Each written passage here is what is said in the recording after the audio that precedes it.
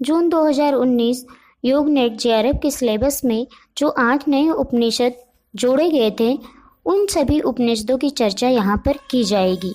तो आइए हम एक बार जान लेते हैं वो 8 नए उपनिषद कौन कौन से हैं। सर्वप्रथम है आपका श्वेतक्षेत्र उपनिषद, योग कुंडली उपनिषद, योग चूड़ामणि उपनिषद, त्रिशिखी ब्राह्मणो उपनिषद, योग तत्व उपनिषद, ध्यान बिंदु उपनिषद, नाद बिंदु उपनिषद, योग राजु उपनिषद। ये 8 आपके नए उपनिषद हैं। सर्वप्रथम यहाँ पर केवल श्वेतक्षेत्र उपनिषद की चर्चा की जाएगी। तो आइए अभी हम जानते हैं श्वेतक्षेत्र उपनिषद का परिचय। सबसे पहले ये जान लेते हैं कि आखिर इसका नाम श्वेतक्षेत्र उपनिषद क्यों पड़ा। क्योंकि यह श्वेतक्षेत्र नाम के एक ऋषि थे, उन्हीं के द्वारा इसका उपदेश किया गया, इसलिए इसका नाम श्वेतक्षेत्र उपनिषद रख दिया गया। यह उपनिषद जो है वो कृष्ण यजुर्वेद की शाखा से लिया गया है। इसमें ब्रह्म यानी कि परमात्मा की चर्चा की गई है। इसमें कुल 6 अध्याय और 113 मंत्र की बात की गई है। इन 6 अध्यायों में से केवल हम दूसरे और छठे अध्याय पर बात करेंगे।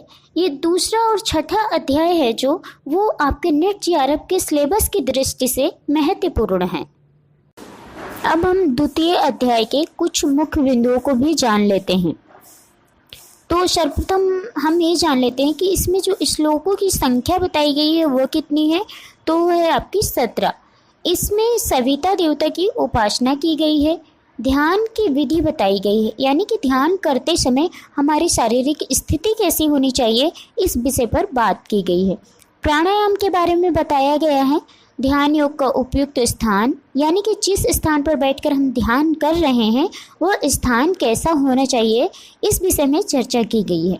योग सिद्धि के पूर्व लक्षण, यानी कि योग सिद्ध होने से पहले हमें कौन कौन से लक्षण दिखाई देते हैं, इस पर बात की गई है। ध्यान योग का महत्व क्या है, ध्यान करने पर प्राप्त सिद्धियां क्या हैं, यानी कि ध्यान करने से हमें कौन कौन सी सिद्धियों की प्राप्ति होती है, इन सभी मुख्य बिंदुओं पर विस्तार से चर्चा हम आगे करेंगे। द्वितीय अध्याय में सविता देवता की उपासना करते हुए प्रार्थना में कहा गया है कि हे सविता देव, मेरे मन और इंद्रियों को विवेक शक्ति प्रदान करें, जिससे हम परमात्मा ब्रह्म को प्राप्त कर सकें। सविता देवता से मन और इंद्रियों को विवेक शक्ति यानी कि ज्ञान प्रदान करने की बात कही गई है, यानी कि हमें ज्ञान की प्राप्ति करवाएं। इससे क्या होगा, हम परमात्मा यानी कि हम परमात्मा ब्रह्म को, यानी कि हम ब्रह्म को प्राप्त कर सकें, हम ब्रह्म को जान सकें, ये बात इसमें कही गई है। आगे श्लोक में कहते हैं कि शृण्वन्तु विश्वे अमृतस्य पुत्रा आयधामानि दिव्यांतस्थो, अर्थात अविनाशी ब्रह्मा के समस्त पुत्र जो दिव्य लोक में निवास करते हैं वे सुने।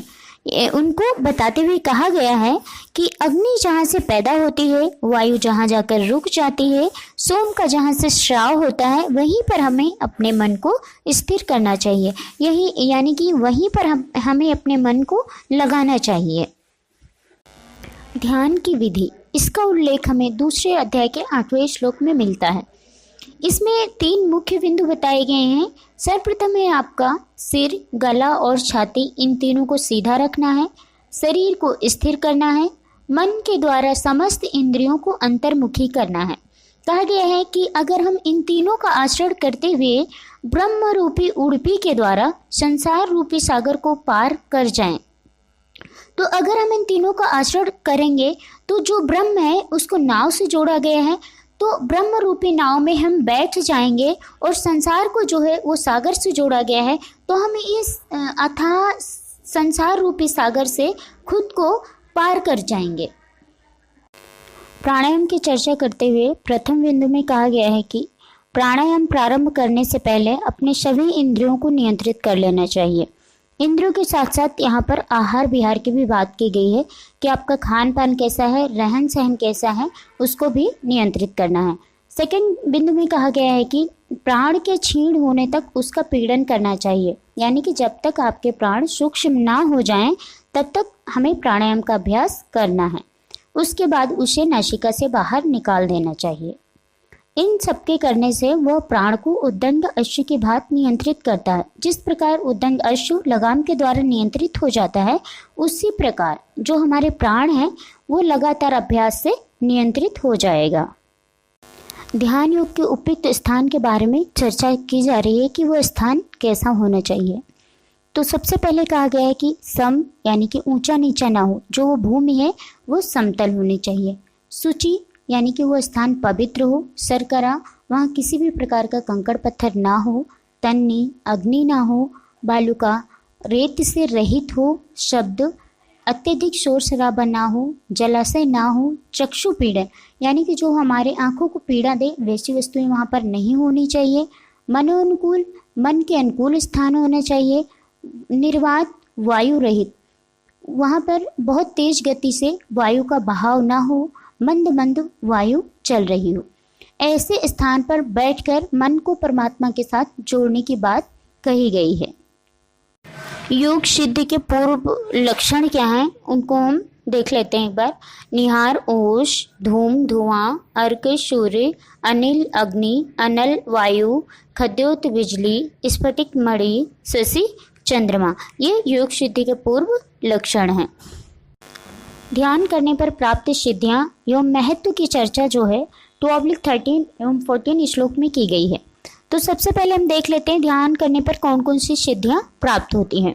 इसमें कहा गया है कि कोई रोग जरा मृत्यु नहीं होगी, योगी का शरीर जो है अग्निमय हो जाता है, शरीर में हल्कापन आ जाता है, आरोग्यता आ जाती है यानी कि किसी भी प्रकार का रोग नहीं होता है, आलोलुपता यानी कि विषयों के प्रति आसक्ति नहीं होती है, यानी कि इंद्रियों को नियंत्रित करने की क्षमता आ जाती है, वर्ण प्रसाद हो जाता है, स्वर सौष्ठव यानी कि वाणी में मधुरता आ जाती है, शरीर की जो गंध है वो अच्छी हो जाती है, मल मूत्र अल्प हो जाता है।